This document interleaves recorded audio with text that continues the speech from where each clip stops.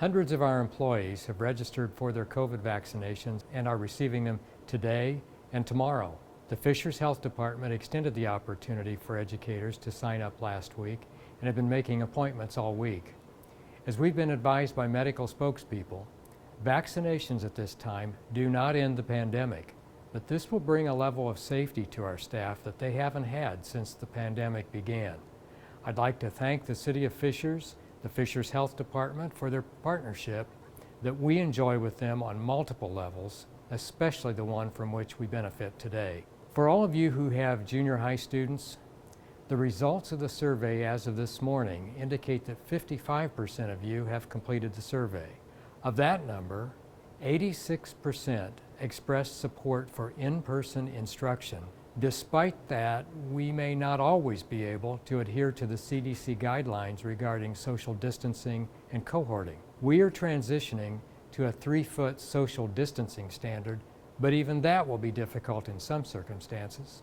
73% stated that they prefer a 4-day week schedule over the hybrid schedule. Now, the number of positive student cases has declined over the last couple of months.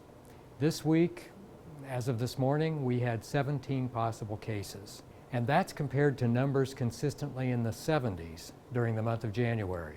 The community numbers have driven the risk rating to a level 3 with the arrow facing left, and I will therefore be making a recommendation to the school board next week to shift junior highs to an in-person 4-day week beginning Monday, April 12th. Please pay attention to the minutes of that meeting because my recommendation will be discussed and it is subject to revisions or rejection.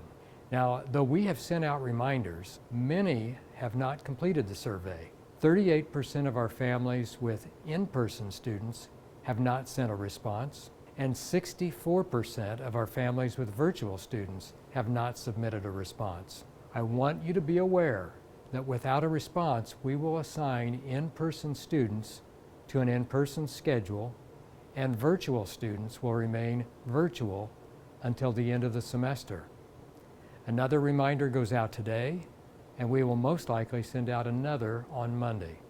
An incident this week involving the closure of a building brought to light a necessary change in communication protocols. When the message pertains to only one building, that is generally how the communication is released. When the entire district is affected, we generally include a voice message. However, we're adjusting that protocol to include voice messaging as well when a single building is being closed and that message is sent only to the families of that building. Please be sure that your information is updated in Skyward so that you do not miss a message in the event your child's building is closed. Another incident this week that has brought shock and sorrow to the HSE family is the death of Fishers High School junior Raymond Jumper. He passed away shortly after collapsing during a game of basketball at the YMCA. Please keep his family, classmates, friends and teachers in your thoughts and prayers as they cope with their loss. Thank you.